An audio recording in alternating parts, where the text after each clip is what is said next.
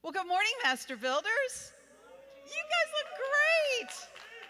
Oh my gosh, I'm so excited. Look at all y'all. You look great today. Thank you guys for coming out. And good morning to all of you guys watching us on YouTube and on Facebook and everything. Today, we're going to be talking about something really important. Inflation, all the things we're going through economically right now. We need to get in front of this, and you guys are here to do this, and I'm so glad you're here for this. So we have a great group talking to you today. We're going to start like we always do with a prayer. So if you could please bow your heads. Father, thank you for another beautiful day. Thank you for bringing us into this day, and thank you for bringing us together. Help us to learn from one another. Help us to help one another. Help us to be the example for people across the world. In your name we pray. Amen. We're going to start with our mission statement. Our mission statement for Master Builders Academy. Do I need to wait for it to come up on the screen, or are we good? It's developing people, building businesses, and establishing futures. But here's the most important thing I want you to hear, is what our core values are.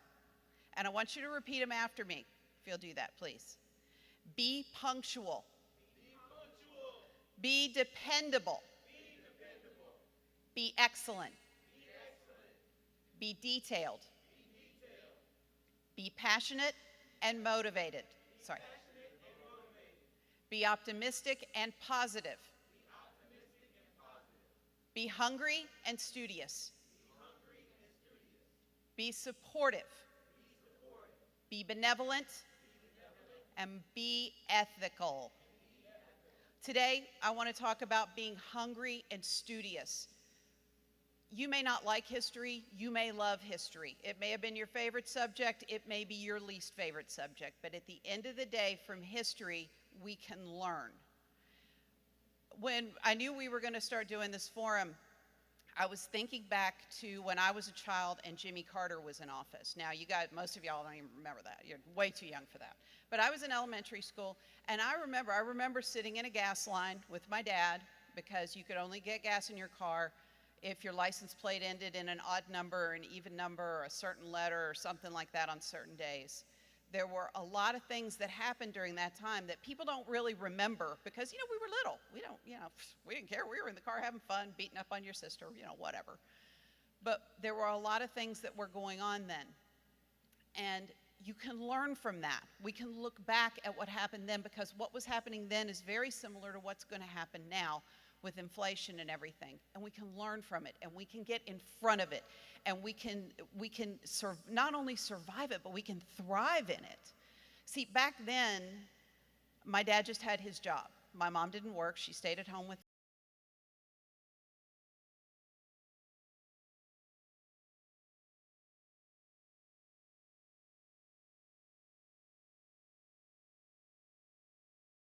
When I was in high school, we moved to Connecticut. We moved from West Virginia to Connecticut. Talk about culture shock. Whew. But when we left Connecticut, my parents sold their house. They sold it at a profit. And I said to her, well, thank goodness, you sold that house at a profit. That was a big deal. And she said, Susan, we really didn't make any money. I said, how'd you not make any money? She said, because we bought the house in 1981 and the interest rates were at 21%. Okay, that was, after the Carter administration into the Reagan administration, during that time, interest rates on houses, and I looked it up last night, in 1981 averaged 16%, and my parents had great credit. 16.8% was the average. So they didn't make a lot of money. So we need to be, like I said, we need to get out in front of these kind of things. So that's why we're here today, and that's why I wanted to talk to you about being hungry and studious. Look at history. Look at what you can learn. I was on YouTube all last night looking all about inflation, about what we can do to get in front of it. I suggest you do the same. So our first speaker today, and I'm so excited, you're going to give me a... Our first speaker today is our president, Michael Ford. He is going to talk to us all about, and I don't have the title of your, I apologize. Okay. That wasn't the title I wrote down, but let's be ready. And let's be ready to give him a big warm welcome, President Michael Ford.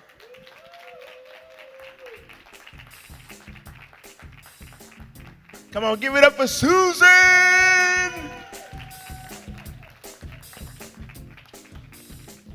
Let me get situated here. Thank you. Welcome, Master Builders. Those of you that decided to wake up this morning, well, you didn't do that part. Jesus did that part. But you decided that once you woke up this morning, you had an agenda. And the agenda that you decided to do was to grow. Somebody shout, grow. Man, I wish I had a team in here. Somebody shout, grow. You decided to grow today. And there's a whole lot of people who have made up in their mind this year, early in the year, they say, ooh, I'm going to grow this year. This year, I'm going to get big. This year, I'm going to do it. And you know where they are right now? They still sleep. They still in their bed. And so when we talk about growing, we gotta be ready. So I want to talk to you this morning about being ready, all right? I want you to be ready. I want you to be ready for a wealth transfer. That's what I want to talk about. You want to write that down. Be ready for a wealth transfer, all right? I want you to be ready.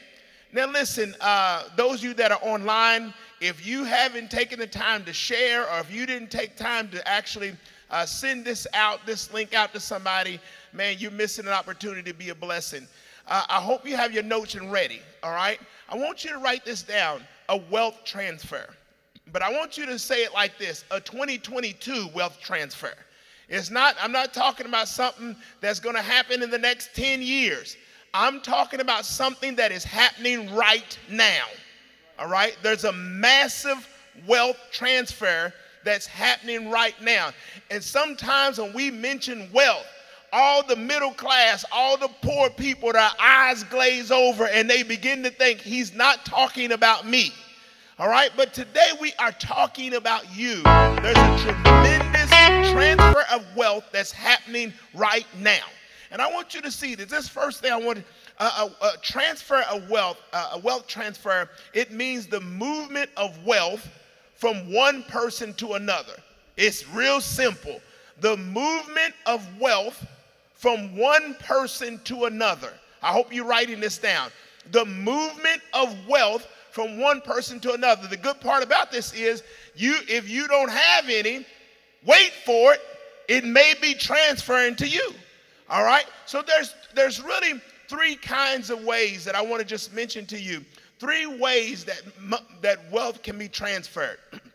All right? The first one is from one generation to another. All right? That means from the old people who had that money for a long, long time to all of the now young people like myself. Come on, somebody. Don't let the gray beard fool you, all right? From all the old people to the young people, there's a transfer of generational wealth that's coming, all right? They say that it's right now, they're looking at $61 trillion that are going to be passed to heirs in the next few years, all right? Now, that's problematic for some of us, all right? That's 60, y'all can't even say trillion. Somebody say 61 trillion. All right? The problem with that, for most of us, I thank God I see some of my white brothers and sisters in here, but for some of us, the black culture, I want to just tell you, 61 trillion is probably not your lot. Ooh, I hated to just drop that one on you like that. Y'all was so excited for a minute there. But let's just be honest. Our people don't have the $61 trillion, all right? So what you'll find is, I want you to write this down, that the average family median wealth, all right, average family median wealth means what you're talking about is your net worth, all right? The average net worth. Net worth means all of your assets and money minus all of your liabilities. And that will equal what you're actually worth. All right? I'm going to hit you with some news. I'm sorry about this, what I'm going to say. But for our white brothers and sisters, the average wealth family wealth, the family net worth is at $188,000. $188,000. Write that down. And you say, well, I know black folk, we must be next. Wait a minute. I'm not even going to talk about the Asians. I'm not going to talk about any other culture. I'm just going to give you one.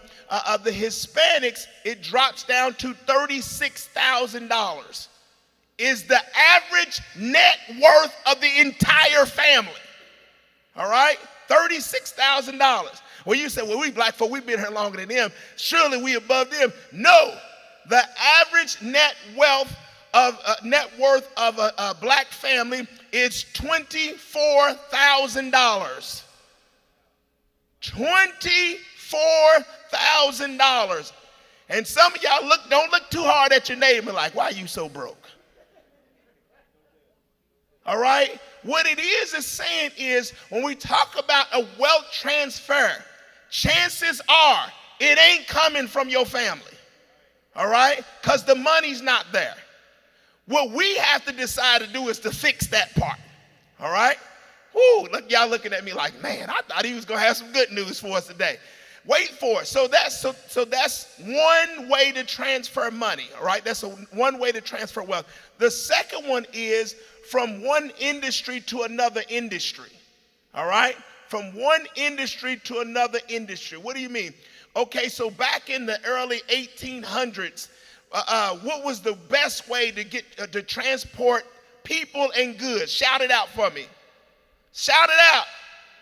Trains. Y'all was nervous. Y'all didn't know if your answer was right. Yes, trains. It was the number one way. What happened in the 1900s? Where'd that money go to? So automobiles, planes, right? So the wealth transfer, well, you know, it went from trains to automobiles, then automobiles to planes. So wealth, people that was in trains lost their wealth unless they were smart and they went to automobiles. And if they weren't, and then those that were in automobiles, if they weren't smart enough to move to airplanes, then they lost some of their wealth to somebody else. There's a transfer of wealth that happens from industry to industry. So then you got, okay, so remember the video industry, videos and DVDs, right? Y'all remember that industry. Those that were in that industry, if they weren't smart enough, they lost their wealth to the digital and the what's it called, the streaming industry. All right, Netflix, Amazon Prime, Disney Plus. That money that was in those industries shifted to somebody else. All right, so those are the two ways so far. But none of those, for most of us, we didn't own stock in Amazon. We didn't own stock in Netflix, right? Most of us didn't get none of that money. So when the industry transferred the wealth, you didn't get none, all right? Now, let me go to the third one. The third way that money and wealth is transferred is recession. Somebody shout recession. See, you was told the recession's bad. But the truth be told, recession is opportunity for somebody. All right? For many people, recession's going to be horrible. But for some people, recession is the best way for them to receive a transfer of wealth. Are y'all tracking with me so far? All right. So a recession is a downturn. All right? It's a downturn. It's a slump in the economy. It's a slowdown. It can lead to a depression. All right? And what it is a period. This is your definition. It's a period of temporary economic decline. All right? A period of temporary economic decline. You might want to underline that word temporary. All right? Because when you in it and people are suffering, it feels like this is the way it's going to be all the time. But it's a temporary economic decline. It results in higher unemployment, lower wages and incomes, but it also is something that creates unique opportunities. All right? I want you to write that down. I hope you got that. It creates unique opportunities. Things that you previously could have never done. In a recession, it creates a unique opportunity for you to be able to take care of something. All right? A recession normally lasts about 6 months to 2 years. All right? When I talk about creating a unique opportunity, all right, so I don't want to get ahead of myself, but I just want to make sure you understand. Like, there's things that you couldn't do in a normal economic situation. Just 6 months ago, you couldn't, unless you had some money, you couldn't buy Amazon. Just a few months ago, remember, everybody was like, get you some Bitcoin. And then when you went on there to see how much Bitcoin costs, it cost $64,000 for one Bitcoin. And you was like, who they talking to? Go get some Bitcoin. And then they start giving you ways for you to get a little ounce of Bitcoin. But guess what has happened? A unique opportunity. Now Bitcoin has gone from 64,000 to 18,000 because of recession. Now you say, well, Pastor, that still didn't help me none. That didn't really get me where I need to be. But wait for it.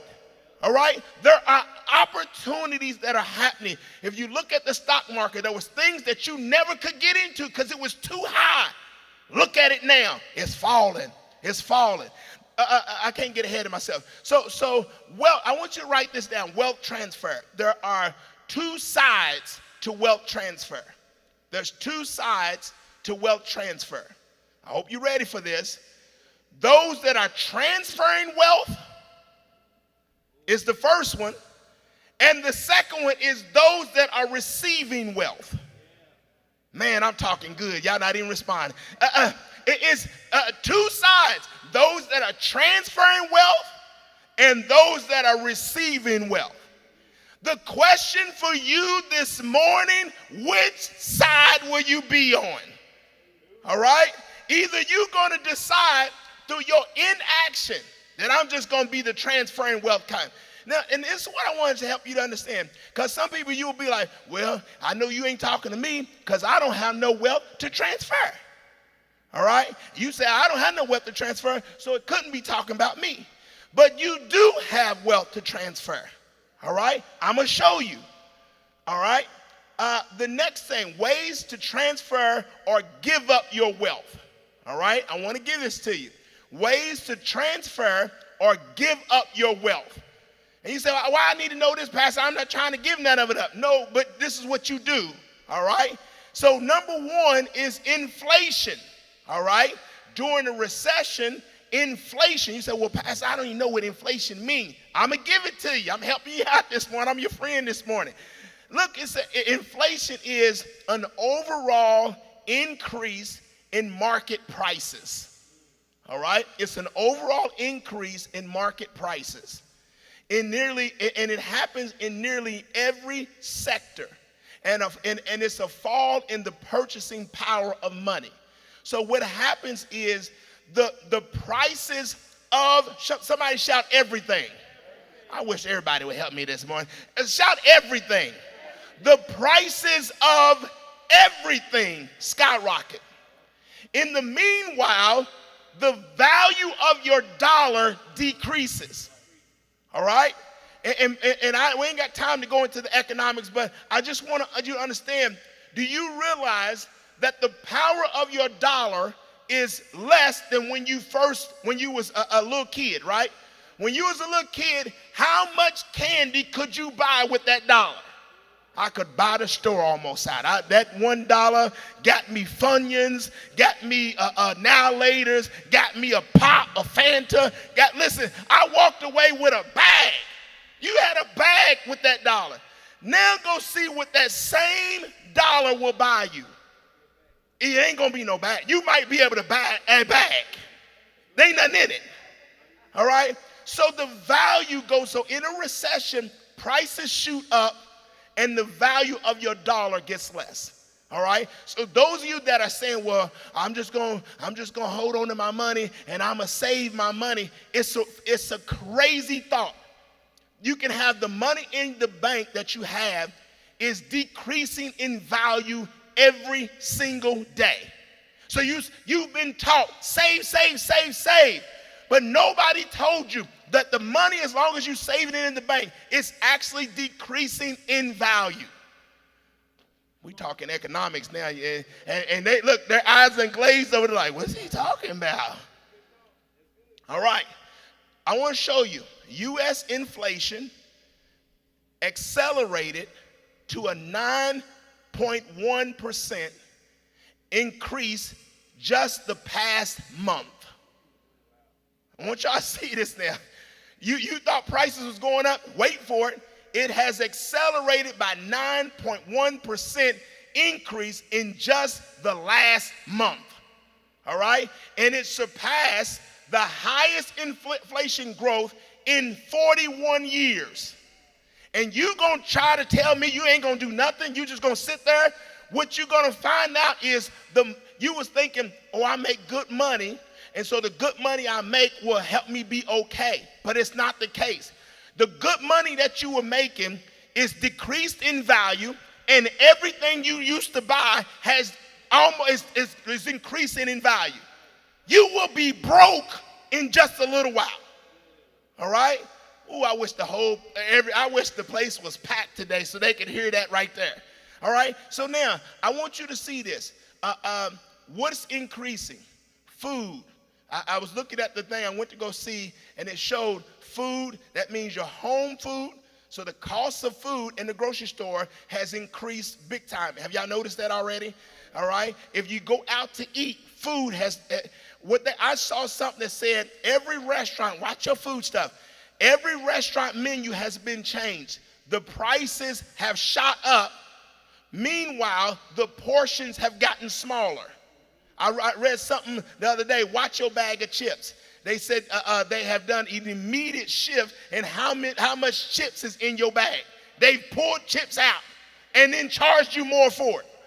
This is what's happening right now. And you say, well, what's that guy? So if it goes up in food, if it goes up in gas, if it goes up, your electricity bill's gone up, your utility gas has gone up, your new and used vehicles have skyrocketed, clothing is more expensive, housing's more expensive, transportation costs more, your medical care is costing you more. Guess what, everybody?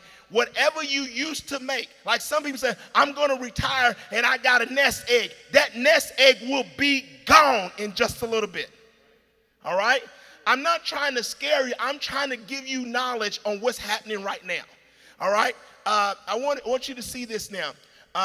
Black household income. I want you to write this down. Black household income.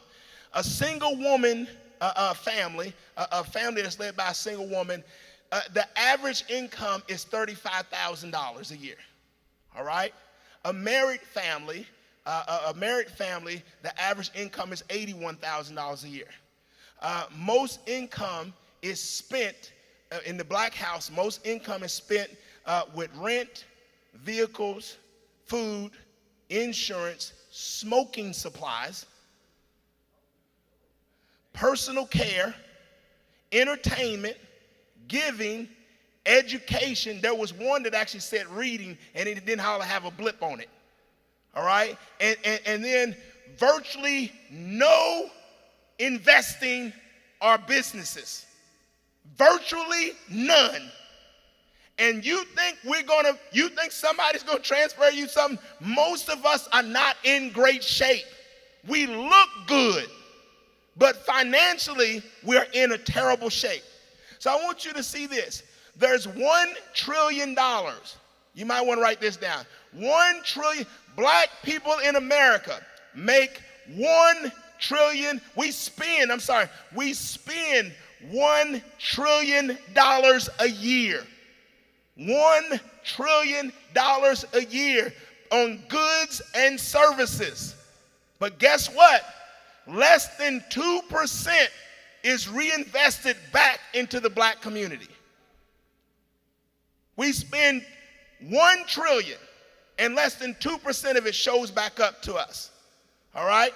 Now, so ways to transfer or give up your wealth. That was what I wanted to talk about. Here's the second part. This is the other ways that you transfer your wealth. And this is the big one. Y'all ready for this? All right. A lack of knowledge. All right. Because even the scripture said, God said it about his people. He said, my people fail because of a lack of knowledge. And the problem with it is we're not even hungry for knowledge. Like most of our people, listen, thank God for this group that's here at Master Builders Academy, but let's be honest. Where are the rest of your family? Where are the rest of the people you know? Most of us are not hungry for knowledge. Oh, they would like for you to give them something, but they're not, somebody shout hungry. They're not hungry for knowledge. If you're going to grow and you're going to be a part of this wealth transfer where you receive wealth, you're going to have to increase your knowledge. You're going to have to become hungry for knowledge. The third one, stop listening to ignorant people. You ought to put that one big in your thing. And I was going to be more mean than that. You need to stop listening to ignorant people. People that tell you and act like they know what they're talking about, but they don't. Oh, you shouldn't do that. Oh, I heard that's risky. No, who'd you hear it from? You don't read. Who'd you hear it from? I didn't ever see you at Master Builders Academy. Who'd you hear that from? People are getting their sources from people who are meant to scare you. All right? Which brings me to number 4. Fear, timidity, doubt, apprehension. I'm going to tell you all, there are people who are literally trying to scare you. But let me say this first, though. Most of us have been conditioned. We've been conditioned by a system. The system has conditioned us that there is one way for you to make money. That means for you to get a job. All right? Even there's ones that say, go get educated. But what they tell you, go get a job. And I'm going to tell you something. That's not great financial advice. They'll tell you don't spend. They'll tell you save everything. And those are not great ways to build wealth. And it's because they don't know. All right? The people who are telling you that, they're not bad people. They just don't know. All right? Number 5, somebody shout laziness. All right? Unwilling to put in an effort. All right? So many of us are unwilling to put in an effort. As soon as we know it's going to cost something, or it's going to cost me some time. You know, I get people come up to me all the time like, Pastor, can you mentor me in this or that? And I'll be like, I ain't going to let you waste my time. Ain't no way. What I do, John, you know this, I give them an assignment. Come ask me to be if I be your mentor. I will give you an assignment. And 99.9% of the time, they never complete the assignment and they never come back to me. All right? Because they are lazy. All right? Number 6, complacency. All right? Being satisfied. Being comfortable with the status quo. And many of us, because we make decent money, that's the biggest sin in our culture. Because you are making decent money, that's why we never transfer anything. Because do you know there are right at 1 million black-owned businesses in the U.S. Out of the 1 million black-owned businesses in the U.S., 99% of them have no employees. It's just one person. They never grow the business. You know why? Because it makes them enough money for them. And we comfortable with just making enough to get by, but not taking us to the next level. All right? Oh, I'm talking good. I guess this ain't church, so I don't get no amens or nothing. So now let me give you ways to receive the recession wealth. All right? Ways to receive the recession wealth transfer. All right? Number 1, you got to beware of the scare monsters. All right? You want to write that down. Beware of the scare monsters. All right? The scare monsters, they speak about things that they have no knowledge about. They'll tell you, you need to keep doing what you're doing. Don't quit your job. Don't quit your job. You know why? Because they live from paycheck to paycheck, and that's comfortable for them. All right? But for all of us that are moving to the next level, we're working so that we can quit our job. And we're working because, here's to be honest, okay, I was talking to an individual last week. They were telling me how they've been on the job almost 30 years. Guess what? Watch this. Their testimony ain't no different than everybody. They've been on the job for almost 30 years. In 30 years, when they retire, their retirement amount is going to be $3,000. Now, somebody in here will say, ooh-wee, $3,000 a month. No, ooh-wee, that's horrible. All right? You mean to tell me, after serving that company for 30 years, the takeaway is $3,000 a month. You can go buy one property and replace that income. But we're too scared. Somebody told us you need to work it that long. Don't change it. Oh, I know I'm hitting on some stuff now because y'all done got real quiet now. Y'all like, oh, man, he's talking crazy. I hate to just put stuff out there because people think you're bragging sometimes, but I'm not bragging. I just want to help somebody. I have one property. No, I have many properties, but I have one property, one particular property. It brings $6,000 a month. I've had it for 6 months, all right? So in 6 months, I beat out the guy who's been working that job for 30 years. We need to change the way we think, all right? It's keeping us stuck in a condition, all right? So here's what the scaremongers, the scaremonsters, they promote fear, they promote hesitation, and they promote hysteria, all right? They promote fear, hesitation, and hysteria, which is perfect for all of us that's going to get that money. Let other people be afraid. Let other people be scared. Let other people be hesitant, but let us walk in boldness. Somebody say, I'm going to walk in boldness. All right? They simply repeat the poor man's motto. All right? Work hard. Go to school. Accumulate bad debt. Save your money. Live modesty. Sacrifice. Put your money in a 401k. Pay your taxes. And one long, far away day, you can retire and live the rest of your life stuck in a fixed income that's worth less every year. That's what they're promoting to us. And unless you decide, I'm not doing that no more, and decide to do something different. All right? Now, ways to receive the recession wealth. All right? Ways to receive the recession wealth. You got to be hungry for knowledge. I hope you wrote that down. You got to be hungry for knowledge. All right? You got to learn about taxes. You got to learn about recession. You got to learn about economics. You say that stuff is boring, but that stuff is going to keep you from being broke. All right? Stop. We're looking at cartoons. We're looking at TV shows. We talking about what's some of them shows that show black people as artists, and what's some shows that, come on, y'all scared to say them now. Come on, holler about what them shows that want to show us as entertainers, and that's the way you can get rich. And they reality, all kind of different shows that show us as entertainers. And there's nothing wrong with those things, but listen, you can't sing. That don't help you. Okay, we love to talk about, LeBron's he's a billionaire now, but you can't shoot no ball. You not 6'8". So none of that helped you.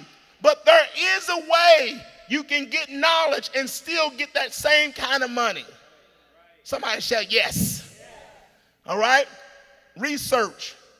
Invest in your learning. Research. Invest in your learning. Invest in your learning through podcasts, reading books, YouTube, take some classes, join Master Builders Academy. All right? Be a part of our masterminds group. All right? I listed some people. I don't even know if you can read that, but I'll say it. Just some of the people, some different podcasts and different YouTube stuff that I watch, I listen to. When I'm driving down the street, most of the time I'm not bopping to music. All right? I know how y'all do. Most of us are bopping to some music. That's my jam. No, then you making somebody else rich. Somebody's getting paid because you jamming. All right? What you need to do is put something on that is going to help you grow.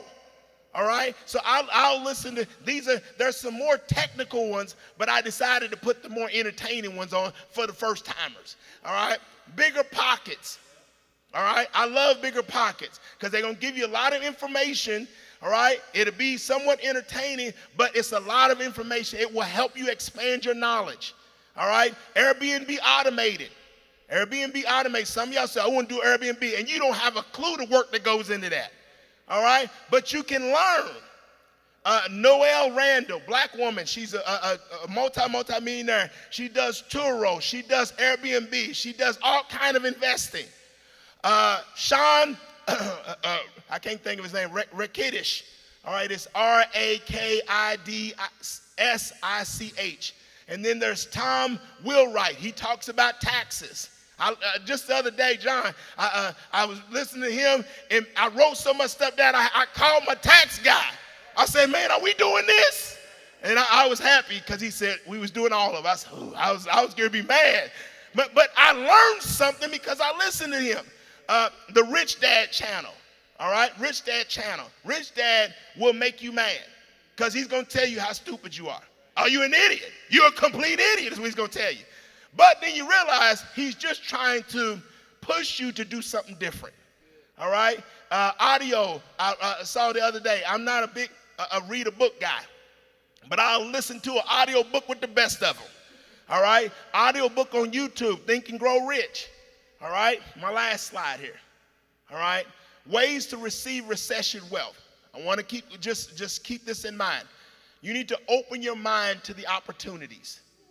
All right? I want you to really put this down because this is a big one. You need to open your mind to the opportunities. They are out there, but because you haven't searched and you haven't believed and you can't see it, and the scaremongers got you all afraid, and you don't even realize that the opportunities are right there for you. All right? Open your mind to the opportunities. Number one, establish new multiple streams of income. If you're going to beat the recession, this is the way to do it. Stop just making one stream of income. Because when the recession kills that business, you're laid off. All right?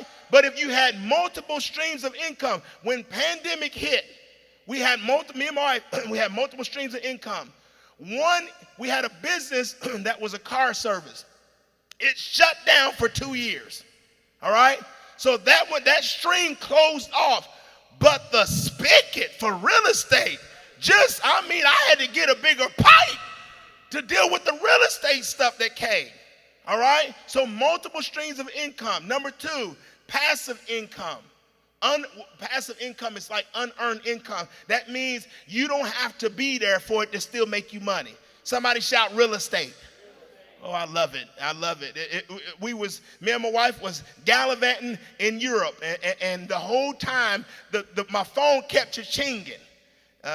Money in the bank, money in the bank, more money in the bank. And I was like, look at God. All right? That means you have more time to do your stuff, and the money's still coming in. Number three, don't miss the greatest sale on earth. You ought to put that down. I heard Robert Kiyosaki say this the other day. He said, don't miss the greatest sale on earth. What do you mean by that? See, right now, asset prices are crashing. All right? I already told you how the stock market already in the past 6 months has fallen 20%. All right? Right now you see what's happening in housing. You say, well, they said the interest rates are going up. That's good for you. That's good for you because that means less people, the scaredy cat people not going to buy. So that means when you go to buy, they're going to have to reduce the price because other people are not in the market. All right? Same thing. You say, they foreclosing on a whole bunch of people. That's bad for them. That's great for you because now you will sit there like a fat cat receiving properties. That's money that's transferred from somebody else to you. Well, that's mean, Pastor. That's mean. Listen, you can have that thought process if you want to. All right? That money is transferring. You got to decide to get it. This is the greatest sale the earth has ever seen. What's getting ready to happen in this recession, right now, a bunch of people are on forbearance in their houses. At the end of this year, or close to the end of the year, all of those are going to shut down. And people are going to they're going to have to owe $25,000, $30,000, $50,000, $100,000 that they're going to have to pay immediately. They're not going to have it because they were just waiting. If you are prepared, that their houses, remember the scripture says God gave his people houses that they didn't build. Oh, I had to come with the word because some of y'all was looking at me funny. All right? He said he gave them houses they didn't build. All right? Vineyards that they didn't plant. All right? I bought a house. My wife bought a house and went in the back. It was a massive garden in the back. We was eating tomatoes. It was like, well, look at that. All right? So then the last thing, number 4, have your cash ready to buy assets. While other people are scared and panicking, you need to have your cash ready to buy assets. All right? New multiple streams, passive income. That's the best way to hedge against this inflation that's coming. That's all I have. Give me a big hand if that information was good. All right? Did y'all learn something? All right? I'm going to throw it out there. Any questions to this group? Any questions? And we normally reserve that to some other time. Any questions, thoughts? Anybody? Anybody? Anybody? I'm going to move on. Anybody? Y'all good? All right. Now, since we ended on the opportunity, I'm going to have Professor Ledette and Miss Dana Spencer. They are doing it big. Somebody say doing it big. They doing it big in the industry, and so I want you to receive them, give them a great Master Builders Academy welcome. They're going to talk about the opportunity. Thank you so much, Bishop. So, show of hands, how many of you already have enough money to last you the rest of your life? Show of hands. Okay, all right, I'm in the right place. So, the company that I used to work for, from time to time, they would offer this when you were 55 years of age that you could retire early. And I remember thinking, man, I want to be in the position to take that when I turn 55. So I called up my mortgage company and to see when I turn, to see how much it was going to cost to pay off my house. And so my house was going to be paid off in 2027. I was going to be 55 in 2025. And I was like, okay, whatever they give me as a buyout, I'm sure it'll be enough to pay the difference. Okay, great. But then I met a lady that said, retirement is not an age, it's a number. Okay. And I had never heard anything like that before. And I thought, So I totaled up all my expenses to see how much money I would need a month in order to retire, and that became the goal for the passive income. So then I thought to myself, wow, like nobody had ever taught that before. You're supposed to go to school, you go elementary, middle, high school, college, get a job, work that job, and then retire. So this new concept completely blew my mind. So one day in particular, I was like, it was just stressful on the job, and I was positioning myself, right? So since I knew that at the time I needed $3,000, so how can I lower my monthly expenses? If I can bring that number down and then bring my passive income up, then that means I can retire even faster. So that was my thought process. So it was like, well, what can I do to lower my expenses? Well, my son moved out, and here I was. I found myself in a 4-bedroom, 2-bath house, and I was like, I don't need all this house. And I moved in with my mom, and I know some other people, I can't live with my mother. I moved in with my mother and my uncle, and that house, that 4-bedroom, 2-bath house, I can rent that out for $1,700, $1,800, and I bought a piece of property, right? So I bought a piece of property. I bought a piece of property because someone said that you can pull money out of your 401k in order to use that money as a down payment to buy rental property. I was like, oh no, that's too risky, that's too risky. I was one of them people, that's too risky, that's too risky. And then I heard it again, and I was like, maybe I should check into that. So I called my little 401k people and asked them how much I had. And it was like $170,000. I was like, ooh, that was more than I thought. So that was in November. By March, I was in a position to buy that first piece of rental property. By the time March came, I had $200,000. So I pulled out 30, and then I had the same balance from November when I pulled out the money to buy the piece of rental property. Somebody say, but God. So bought that piece of rental property. That was in March, got it renovated, rehabbed, and by November, I had a resident in there, a Section 8 tenant, paying $1,200 a month. So that property over there pays the mortgage for that property and this property that I moved out of in Section 8. So Section 8 is paying the mortgage on property A and property B, and I'm living with my mama. But I know some of y'all like, I can't do it. You have to figure out what you are willing to do to reduce your expenses. You got to figure out what you're willing to do.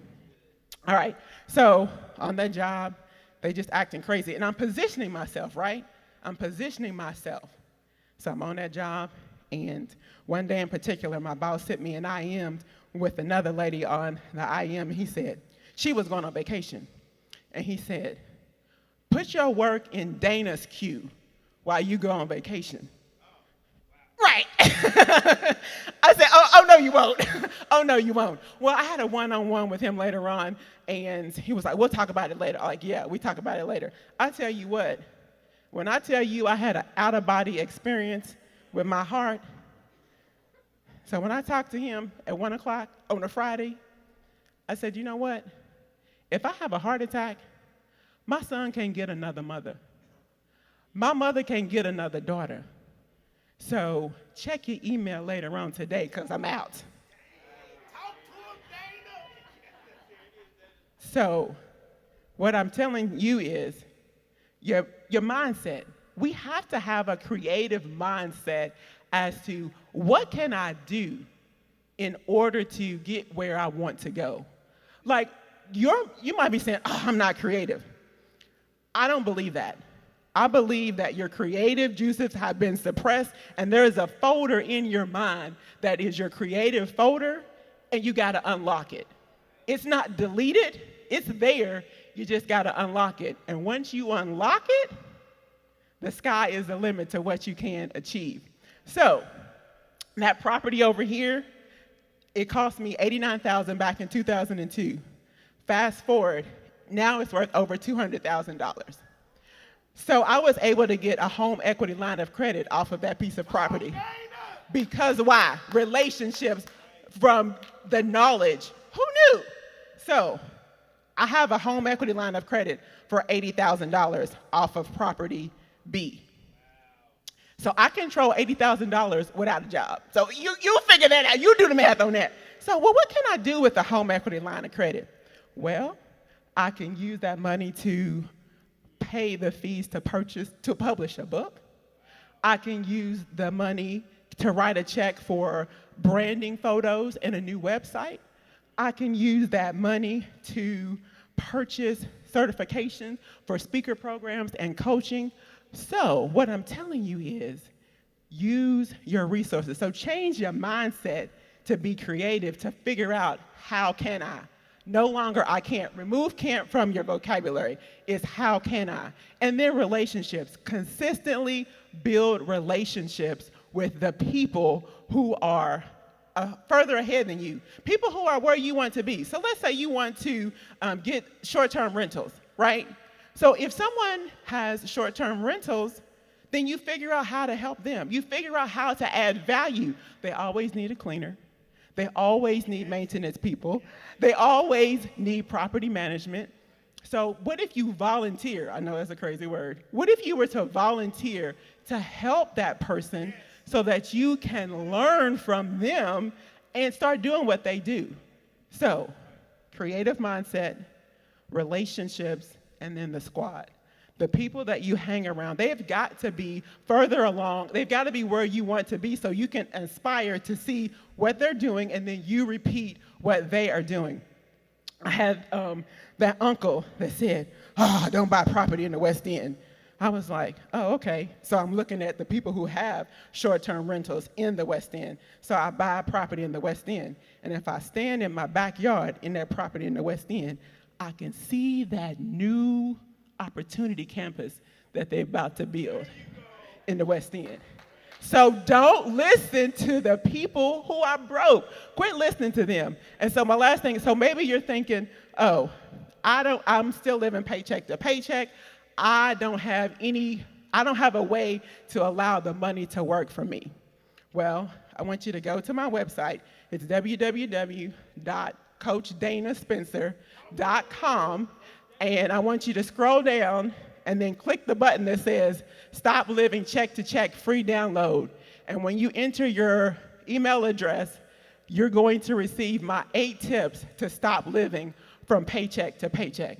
And so maybe that's not you. Maybe you already are ready to go to the bank. You can go to that same website and you can get a checklist of the items that you need in order to go to the bank. So creative mindset, relationships, and your squad. And stop settling for good. Let's pursue greatness. I yield the mic to the professor. Now listen. This form is phenomenal, and Bishop came up and killed it. I don't know, I have pages and pages of notes, and then Dana just came and gave us her story on what it is, on what we need to do to get ready for the opportunities that are coming, right? And Bishop said, there is about to be a transfer of wealth, right? So, when I think about these opportunities and preparing for opportunities, as a professor, as an educator, the number one thing that comes to mind is what is preparation? And then what is opportunity, right? So when I think about preparation is basically the things that you do and the time that you spend.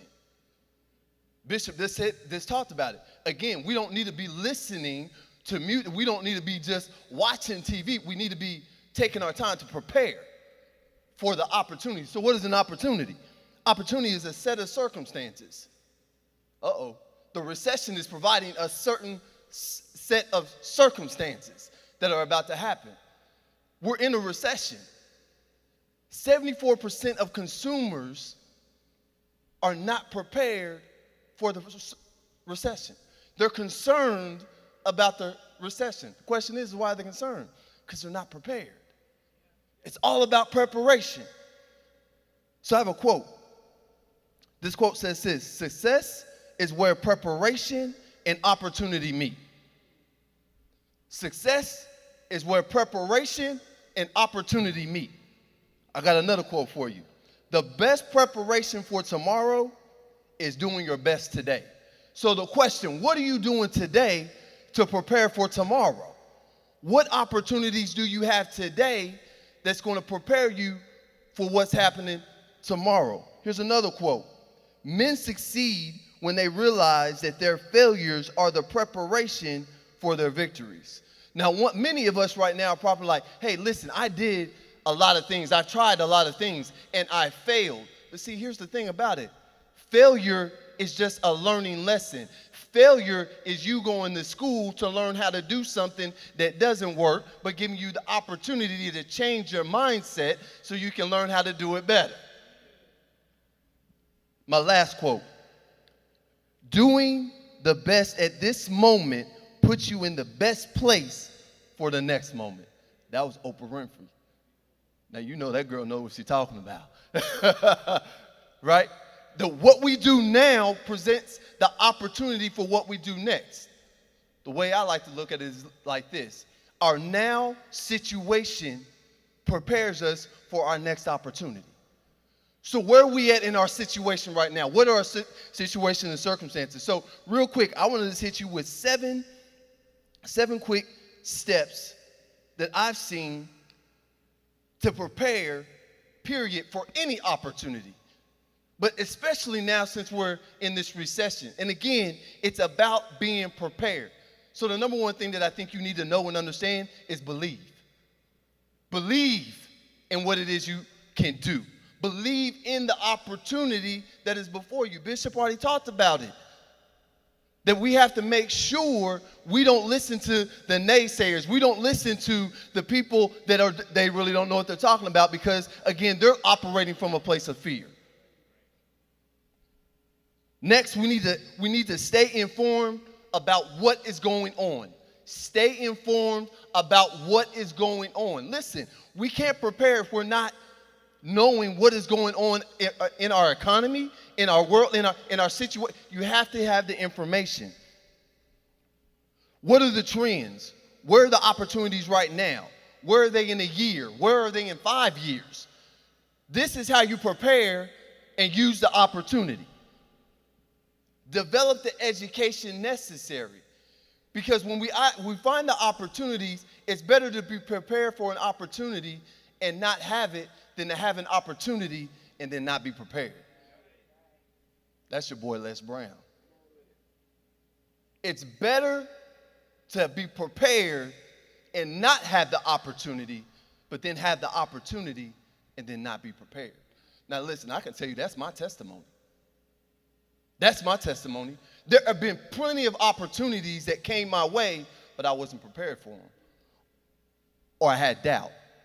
Or I had fear. I didn't believe.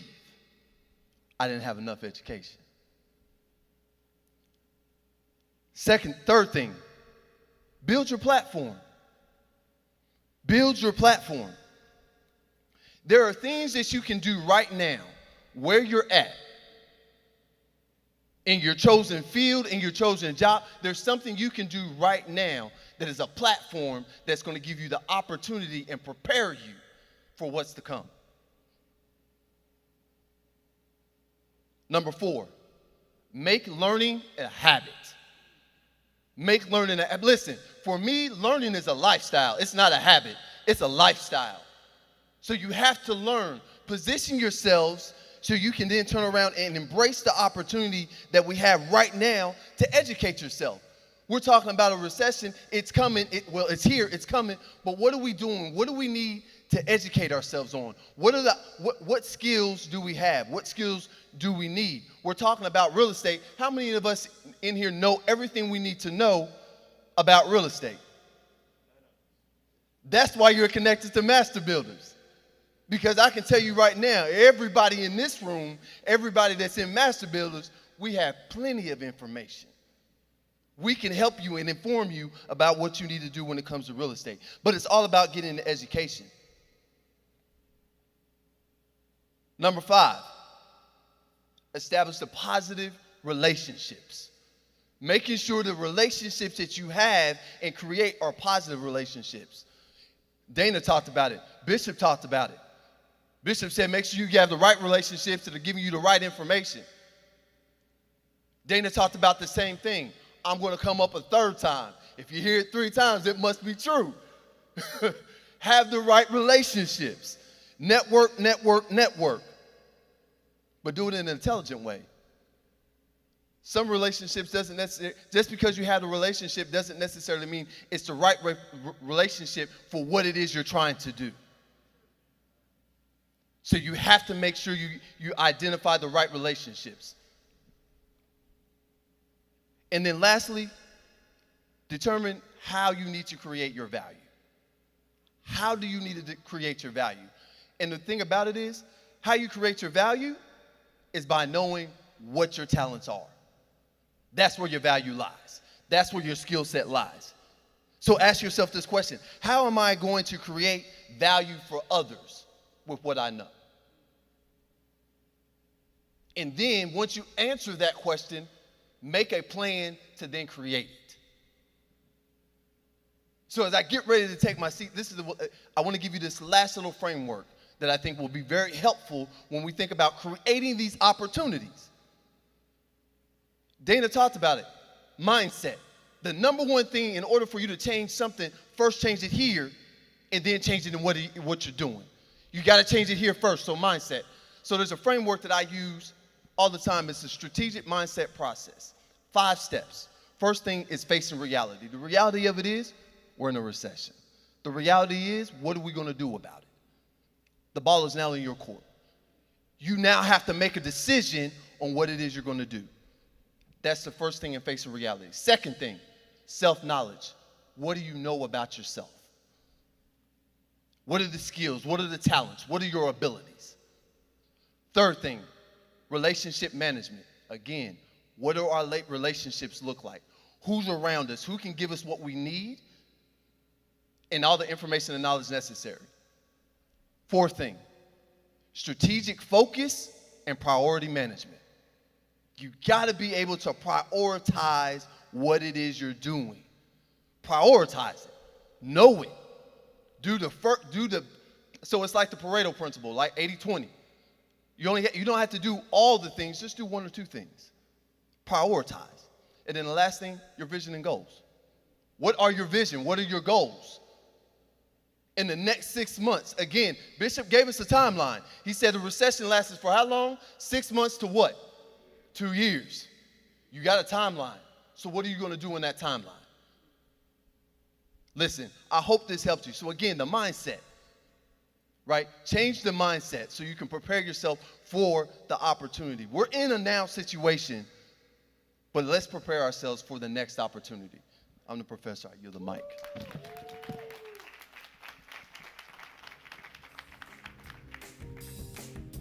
All right, everybody. Did y'all take some notes on that? I want to make sure one thing that you have, and if you didn't write it down, I want you to be able to share it. It was Dana's website. Listen, Dana, in just a short period of time, has changed the entire trajectory of her life. And so I want you to see this www.coachdanaSpencer.com. All right, I want you to get that, grab that if you didn't get that. And now I want to introduce, we're going to have a quick activity, get you moving just a bit. I want you to give it up for one of the greatest women in the world, Miss Andrea Ford. Good morning, good morning, good morning, master builders. Okay, we're going to take some time to move around just a bit and put some of the things that we just learned into action. Okay, so if when you came in, you were given a little card that has a group name on it. So get that out now so you know which group you're going to. Okay, so one of them will say student, one will say single parent, one says working class, and the other says business owner / entrepreneur. Okay, everybody have their card? If you didn't get one, wave your hand and say, oh, I need one, I need one, I need one. Okay, we have 2 people that need one. If someone can get them a card right now. So what we're going to do is once you get in your groups, you will be looking on the screen and you will see headlines pop up, like newspaper headlines. You know how you open a well, we don't do it now, but back in the day when there was a newspaper, you open it up and it would say, oh, this is happening today. And you would say, oh, and you would immediately think, how does that affect me? So that's what we're going to do. And the me is whatever's on your little card. That's your me for this activity, okay?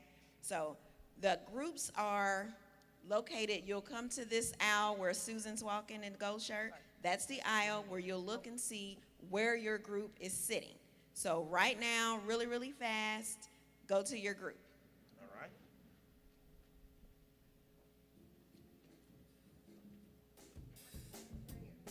Single parent. Those that are online, while they're moving to their groups, you get ready because they're going to have their phones open to see your responses as well. So feel free to help out with any of the groups. All you'll do is say, so if you're going to answer from the perspective of student, I'm talking to those online, you'll put student, : and then write what you want to say. And then those in that group will see your comment and add that into their discussion. So those online, we want you to participate as well. You'll just write whatever group you're participating with. If you want to do working class, you'll just say working class, put a : and put your response. And that way, they'll know that you're making a response for that group, and they'll add that into their discussion. Okay, we're moving into our groups. All right, if you all can put the PowerPoint up for the headlines, I believe we're ready.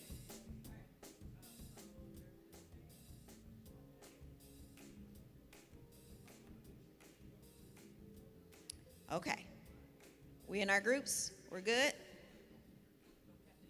All right, so when you see the headline pop up, you'll just have just a minute or two to read it, discuss it, and then I'll say time, and then it will be time which to go ahead and explain, and we'll just pick a group to say what you all came up with, and then we'll move to the next one. Okay, so yes, the people online, they know the groups are student, working class, business owner, entrepreneur, or single parent. So if you want to respond, you'll just say single parent, this is my response, and that group will see it. All right, go ahead. First headline is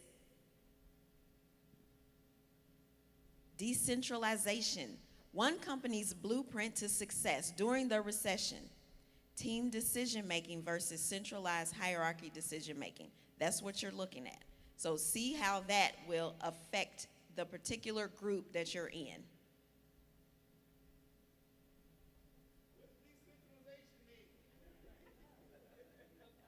That is the definition of it in the parentheses. Decentralization is team decision making versus the centralized hierarchy, meaning in the company, like the president, vice president. So their decision making versus the team making the decisions. Okay.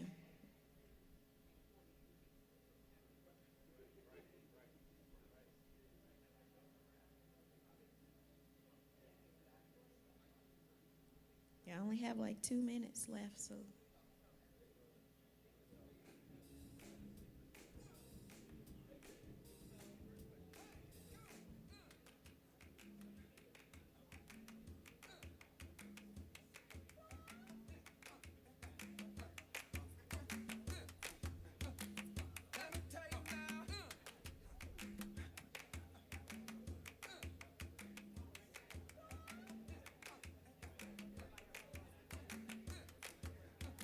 Again, for those online, the groups are student, single parent, working class, and business owner/entrepreneur.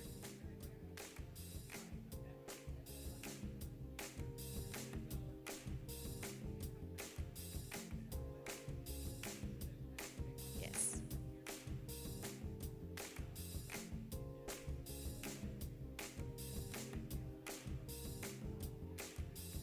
We have about 30 seconds. Those online, if you have responses, please put those in the chat. Facebook or YouTube is fine.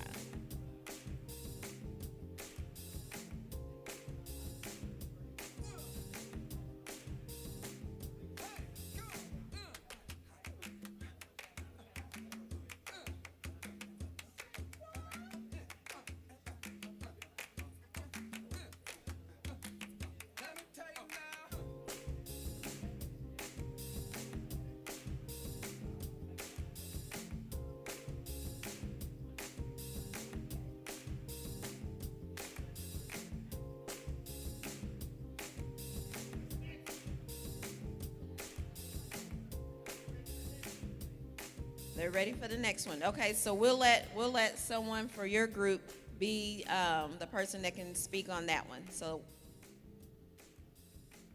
what group is that?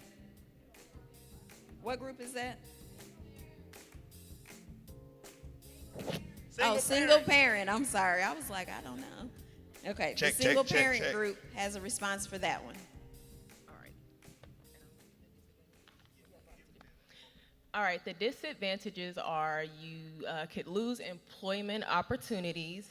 This also means that you can lose your insurance and you are forced to rely on government assistance. However, the advantages could be it spearheads your creativity and forces your hand in entrepreneurship.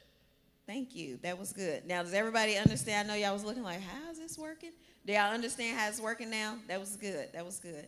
Next headline, please. And we're just going to take one response each time. Next headline. Unemployment rates skyrocket as mass layoffs take place. How does that affect your group?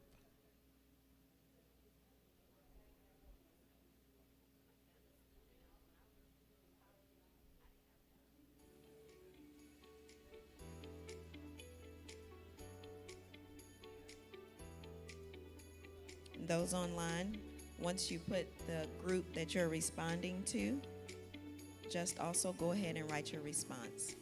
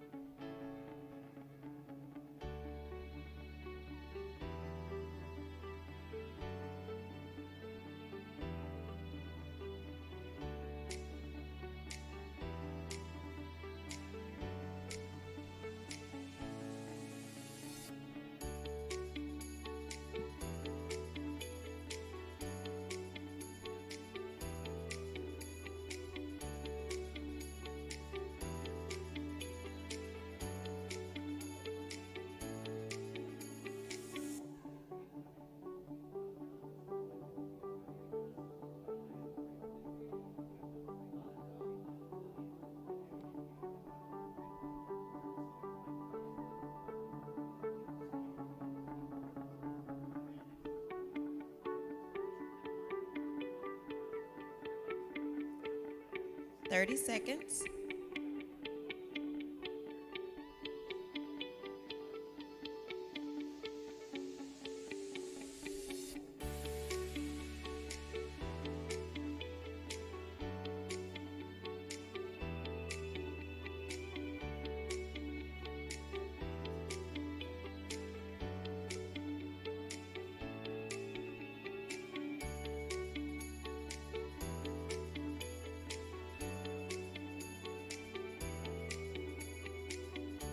All right, time. Now let's pass the mic to the other group in the back. What group is that? Where Sister Bridget is? Business owner, entrepreneur group. Entrepreneurs, who's doing it? Here, go, you do it. Okay, so we got through the first one because we still trying to figure out how to do this. But from my personal, because we had all had our own opinions about different angles, but we have entrepreneur, business owner. I said that during the time that COVID had hit, there was a lot of people getting unemployment. More people was home, more people was spending money, more people was online. And if you have an online business and if you're hybrid, you do online and at home, you're actually making more money. Then you're making more money, you can employ more people looking for jobs. So I just personally feel like it depends on how you go about it, that there's more people on unemployment because you can make more money that way. Good answer. Thank you. Thank you. One more group respond on that, please.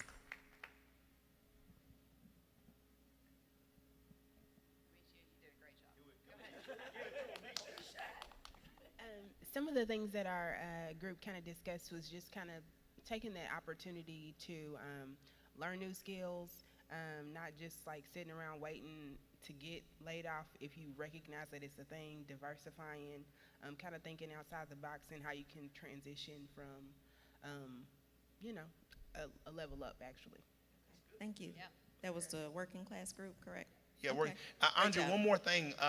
If the unemployment is going up, and that means less people are going to be buying houses. If you already had real estate where you're renting, right, then all of a sudden you got more people looking to be tenants than people that were going out buying a house. Also, if the unemployment rate's going up and you're a business owner, now guess what? You got a whole new pool of applicants for a cheaper wage.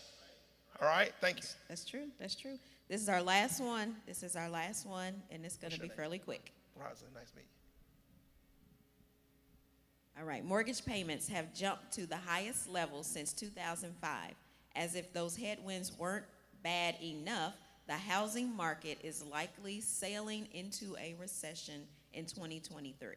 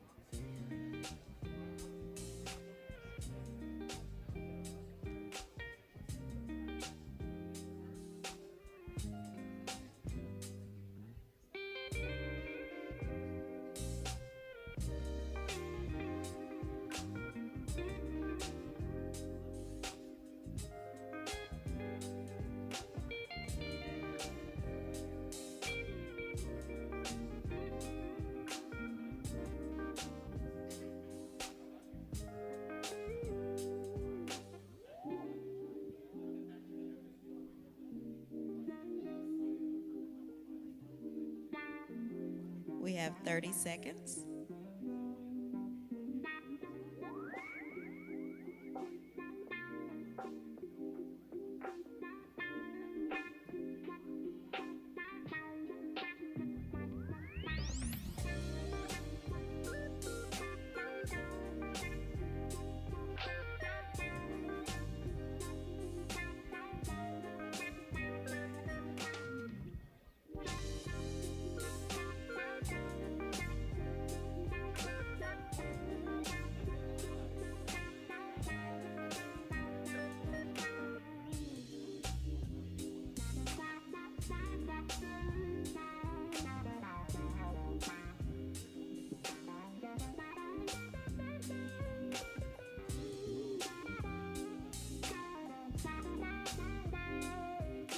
All right, that's time. And now we'll have our student group comment on that one. Could they get the microphone, please? Up front here. Hello. Okay, yes. So we're the student group, and as we looked at this, we talked about how we probably wouldn't own a home already as a student, but we did talk about this person probably already being at Master Builders and knowing people, kind of what Dana mentioned earlier, you know, putting ourselves in position to be of help to somebody who made, like, so if there's someone who owned homes, we would put ourselves in a position to be of help to them, so we would go and see what they need, so that during this time, as some people are freaking out, we're gaining knowledge. And so we're able, once the market starts settling, we're able to have something to do. Absolutely. And the knowledge that you learn at Master Builders, the students can take that home to their parents who may be in that situation. I know we're on a time crunch, but can I have Gary talk real quick? He had some great stuff. Sure. Go ahead, Gary. We'd love to hear from you. Hey, good morning, everyone. Actually, this is my first time coming to Master Builder, so I am loving this. Mike, thank you for inviting me. The conversation, or what I had mentioned was, and it's actually happening to me right now. I refinanced my house and got a lower interest rate. And I spoke to a financial advisor, and they told me to take that extra money and pay and double up and triple up on my house payment and pay it off. But actually, listening to this morning, I should take that extra money and maybe buy rental property, maybe put it into the stock market, maybe a Roth, maybe 401, but I don't need to be paying my house off. And literally, that is what I'm doing now. So I guess if anything that I can say is you talked about listening. Ms. Dana said financial planners, that's their job, but listening, I don't know if I'm saying this right. You gotta know who you're listening to or the right information, and it puts you down the wrong path, but just thank you. Thank you. One more thing, because he brings up a great point. Most of the time, we think we know something because we've been hearing it for years, and people will tell you, oh, do that. And we don't even realize it's the worst and the biggest mistake we can make is some of the things we're doing with our money. So he learned something in a little bit. As soon as you said that, I was like, no, don't do it. There's bigger ways to make money. Don't get me talking about 401k and the lie that they told us. If you hold your money in 401k, by the time you retire, you're going to have $1 million. Lie. It was a lie. It's a lie. You don't have no $1 million. You ain't got nowhere near $1 million in your account, right? And if you had taken that same money and invested in something, then you would have been much, much, much, much, much further, all right? I think Kevin, one more. Kevin has one thing. And I think that I guess I need the title again, what you brought up. What's the title? The headline. Oh, the headlines. Yes. Oh, put the. Well, that headline. the headline. What I was trying to get at is everything that we watched and seen on the script was something that seems like it's trying to build fear, and fear paralyzes you. So if we can get away from the fear part, then we can handle all the situations that come our way, and we'll be able to transform our minds to do what God has called us to do. Thank you, Andre. Thank you, Kevin. Yeah, he makes a good point too. When you see those headlines, your initial reaction is, "Oh no." Well, now just, this was a small activity, just a little piece, but hopefully it changes your thoughts on that so that when you see it, it's not just, "Oh no," it's, how does that affect me? And then your mind immediately goes into action. What do I do now? Thank you, everyone. All right, awesome. Give it up for the amazing John Mays. Everybody, give it up for the amazing John Mays. Yes, you can go back Master to your spot. Builders. It feels so good to be in person. I'll let you all just take a second and make sure you can get back to your seats. Got the music playing. We vibing right now. Okay. Somebody know how to introduce a thing. Yeah, we ain't gonna hold you too long. I'm looking at the schedule. We're gonna get it right. Yes, indeed. All right, so it is now time. It is time as we're talking about this recession. It's time to diversify. We're gonna talk about that. But before I get into any of those different things, where all my budget people at? Anybody in here got a budget? Are there any professional budget people in here? Okay, all right, okay. Let's make this a little bit different though. Are there any people who know how to make $1 turn into about 10? I got any people in here who know how to make $1 stretch? I don't know. Okay, I'm gonna tell you, that was my first financial anointing, was to be able to save more at Kroger than I spent. Hey, listen, I used to come home with the receipt like, hey, like it was on. Like it was a whole set. The kids would get in, they were like, yeah, Daddy, you did it, And so we was doing our thing. I'm gonna tell you, it's nothing like being able to take a little and then turn it into a lot.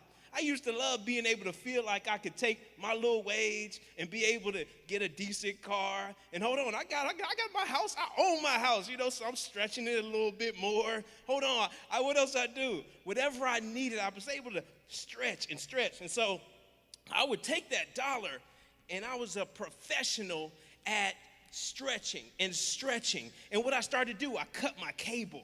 And then when the kids go out, even to this day, they don't know how to order a soft drink. My kids do not know how to say, I want a Sprite. They ain't got no idea. They be like, I want some to try to take water, please, water. And now some of them get smart. They're like, I want a water with lime. with some lime. And so we knew how to make the $1 stretch. We thought about that. When everybody else was getting cheese on their burger, we said, I'm going to give me the plain burger. Just throw some extra pickles on that boy. Whatever's going to be free. And so we knew how to stretch. We knew about subtraction. Here's a couple things that subtraction is. We knew how to deduct. We knew how to make it less.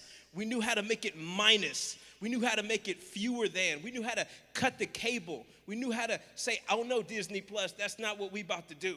We knew how to be able to stretch what we had so that we could always make sure that we had enough to get by. Like, I'm an expert at not being destitute. Some of you all know.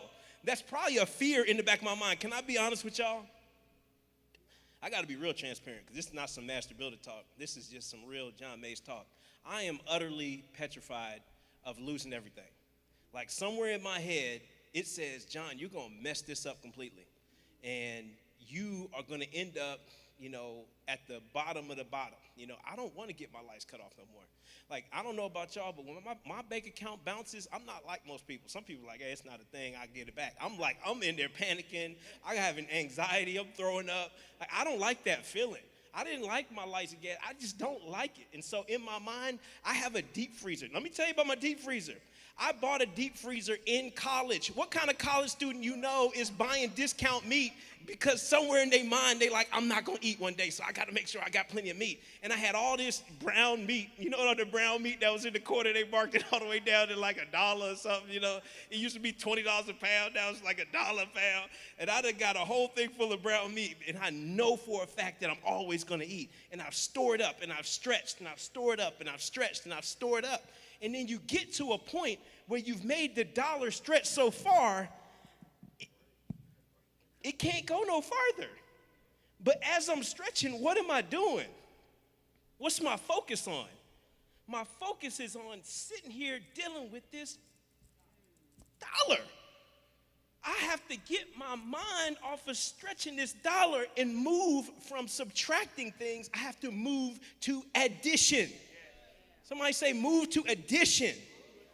That is what we're talking about here today, is the move to addition is increase. Somebody say increase. Guess what? I'm always going to have this dollar right here if that's all I'm focusing my attention on. I need now, there's nothing else I can take away. I realize I can't store enough brown meat in my freezer to keep me free in a recession. That brown meat ain't going to help me when I lose you know what I'm saying? When society and these things at the economic level that have nothing to do with decisions I personally made, when all that stuff starts impacting my household, my ability to be able to put a couple extra dollars away, there's a certain point you can't cancel any more cable. After a certain amount of time, you can't keep cutting your hair. You can't polish your own fingernails and your toes. After a certain amount of time, there's nothing else that you can do before you're going to absolutely hate your lifestyle. So you are going to need to learn how to make some more money. Does anybody here want to make some more money? Yeah, I realized that the best thing I could do, instead of learning how to master working with the little bit I had, was to be able to make more. It was the most secure thing I ever did. And I didn't realize until I came to Master Builders. I was in Master Builders teaching budgeting, of all things, and I was negative $360,000 in debt, teaching people, yeah, this is how you make it stretch, y'all. And I was good at it. I'm telling you, I was a master of making a dollar stretch. And then Master Builders, what it's taught me is that, no, you need to make some more money. That's your problem. For one, you got a spending issue. And then two, you need to make some more money. But our spending issue comes, we have a negative relationship with money. We need to have a positive relationship with money, because a negative relationship says I need to subtract. A positive relationship says I need to add. So everybody put a plus sign on your notes right now. Put a plus sign. Just a big old plus sign. Yeah, more than, increased. We're going to be combining. And the best way to do that is through multiple streams of income. Every time people say multiple streams of income, the first thing I thought, I got scared to death, because I was like, okay, they can talk about real estate all day long. I'm not even in that space. That ain't really what I'm dealing with. I'm just not even feeling it. And then you got some stocks. I don't know nothing about that. I don't want to research it. People losing their money. I heard all this stuff. I'm scared. And so we hear multiple streams of income, and we automatically start shutting down. I want you all, just for about another 5 or 10 minutes here, just to open up your mind.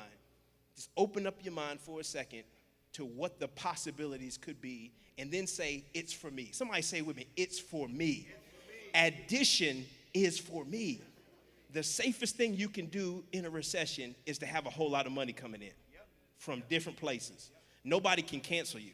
You know what feels good? When I first came to Louisville, I had one income coming in, and it was from Young Brands. It was a good income. But every October, they would come around and they would like leave 15 to 20% of all the corporate staff just wouldn't have jobs no more. And so every single October, there would be this email that go out, and they'd ask, we'd be texting each other at night, did you get the calendar invite? We didn't know if the calendar invite was good or bad. We didn't know. If you get left off, is that good? If you on it, is it good? So we just all sitting there dripping sweat every single October to see if we're going to be one of the few that made it. And I'm going to tell you, by God's grace, I made it, but I don't want to feel like somebody else had the power to be able. The people, whatever has the power to feed you, has the same power to starve you.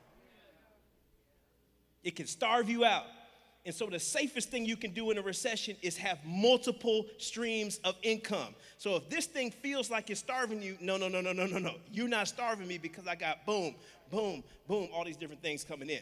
But as I say that about that job, the first thing and most important thing that you can do, I'm going to give you 5 things. The first thing is to max out your existing job. Don't leave no more meat on the table. Guess what? They are giving you more money for showing up to work and doing the job. And then do it well. Go on time. If you're going to, like my pops gave me this one thing. He said, John, it's all innate. I was like, innate? I don't even know what the word innate means. Does somebody know what the word innate means? I don't know. And I thought it was like innate part of him or whatever. He was just special, like a superhero. It's innate, you know? No, he said it's all in 8. It was all in 8 hours. It's all in a day. You all going to work. It's all in your work day. What difference does it make what you're doing? Go in there and get as much money as you can. As much money as you can get. If they say, who's going to do this? That person said, it's not my job. This person said, This person said, whatever. And I said, hey, pick me, coach. I'm in. You know what I'm saying? I'm here to get my bag. If you on the job, go get your bag. If they offer free training, oh, man, I don't feel like going to no free. Take the free training. They're saying, look, take this, and in 6 months, we're going to pay you more money. No, I don't want no more money. And guess what? The higher up you go, the less work you do. I left as an executive. We didn't do nothing. It ain't nothing. Look, I wasn't doing no real work. I was just talking to people all day. And then I'd look stressed like I was actually doing some stuff. Oh, man, I got just conversations, meetings. Meetings. I ain't doing nothing. I'm having meetings. I'm talking to people all day. I'm not actually frying any chicken. I'm sitting here talking about the theory of frying fried chicken. Like, this is ridiculous. Like, it's self-imposed ridiculous pressure. So what I'm saying is, get the learning, do what you need to do during that same time frame that you're already away from your family, that you're already away from all your hopes, that you're already away from all your dreams, and max it out.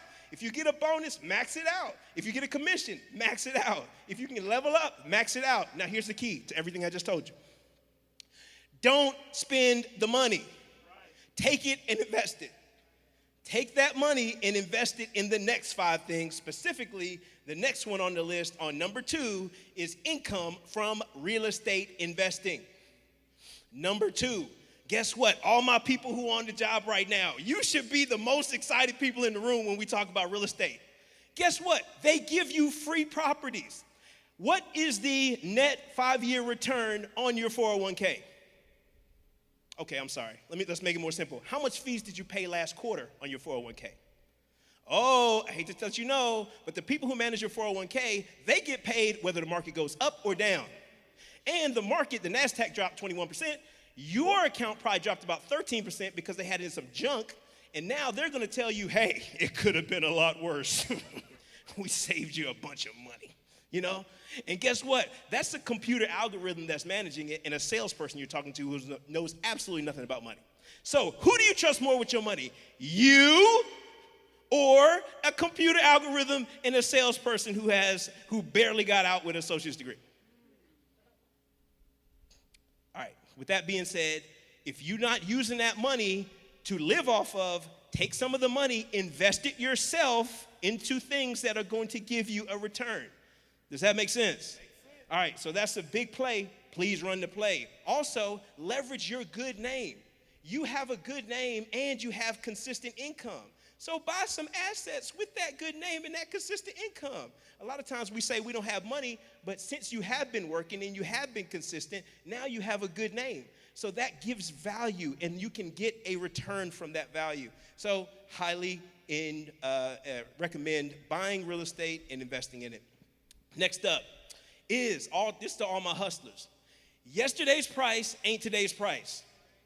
If you had a side hustle and you were selling your book for $19.99 and it's inflationary times, what is that telling you? You need to sell your book for $49.99.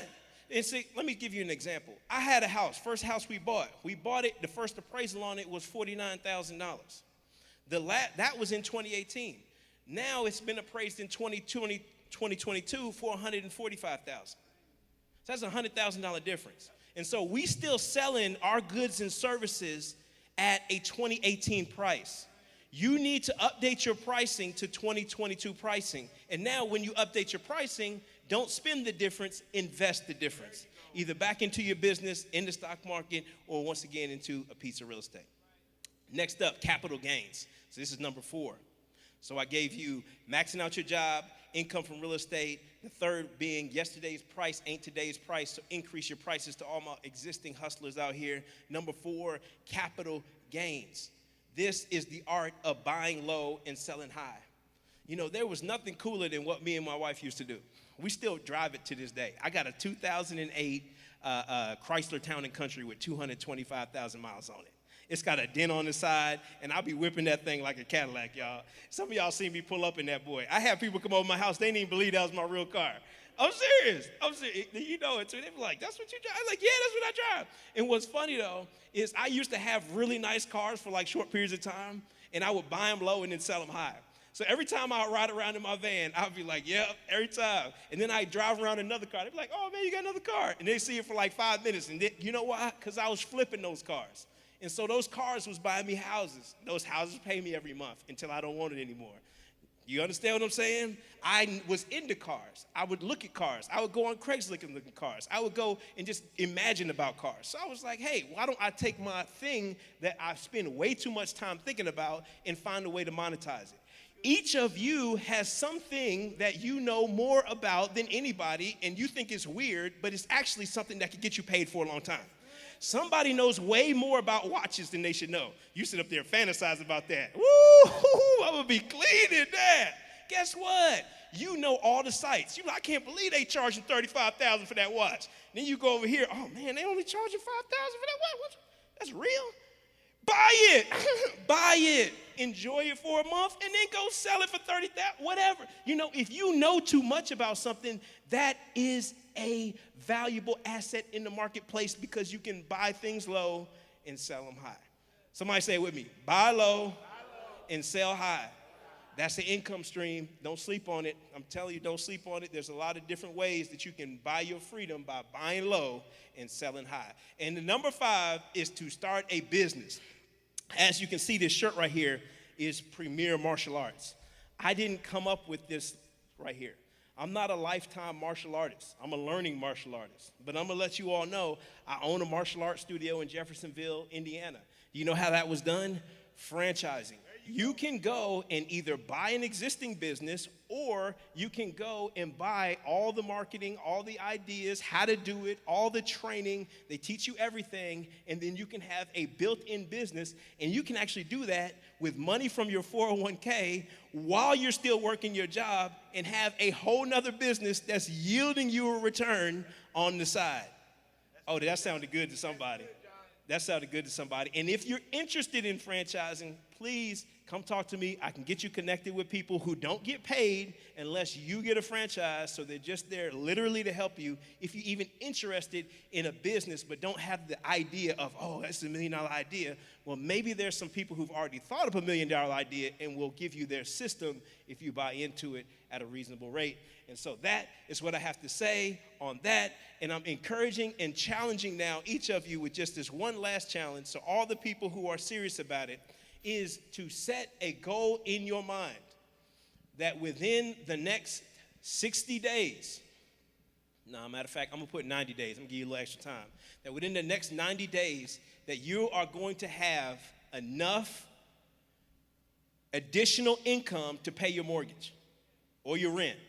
So picture that amount, write it down, whatever that amount is. My mortgage payment is $1,131. That's my personal mortgage payment. So I'm going to write down $1,131, and I'm personally committing to this right now, that in 90 days, when I come back next quarter, that I'm going to have additional income that I didn't have that matches my mortgage payment. And I'm asking you to do the same thing. And when you get it, invest it. Don't just hold on to it. Don't go back and pay debt, just like what Gary said. Go back, take that money, and seed it in. Make that money make more for you over time. God bless you all. Thank you so much. Come on, y'all can do better than that. He was spitting that fire. He was spitting that fire. We're going to close it out. But before we bring Eric up to close us out, I just want to make sure y'all write one thing down. Write this down. Take action. All right? I can't stand for us to have this kind of meeting where you learn this much information, for you to go home, say, well, that was a great meeting, and then you do nothing. All right? We didn't get paid to be here. And John gets paid a lot of money to go speak places. I get paid money to go speak places. Dana's getting paid money to go speak places. Professor's getting paid money to go speak places.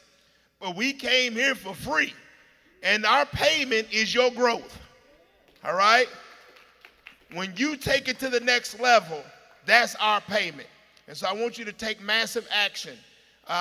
Did y'all get something out of this, everybody? All right, let's bring Eric up. She's going to close us out. Give Eric a hand.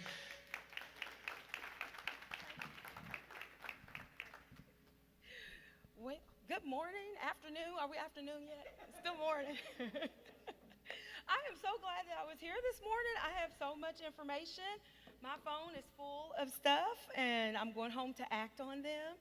I'm going to Dana's website today. I'm starting my 90-day journey so I can be ready for my investment. I'm going to go look at my 401k and see what I need to pull out of it. So I might make somebody else happy with buying a property this year. We'll see.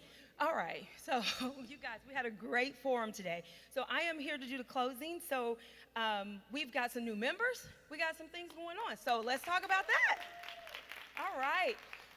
So again, I walked out of the house without a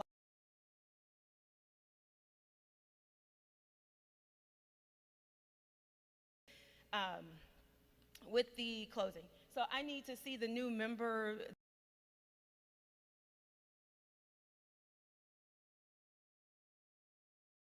The membership information. Thank you. Silver members, we have a new member, and that is Joyce Mays. That's awesome. Yay. Joyce Mays, if you can come on up. Perfect.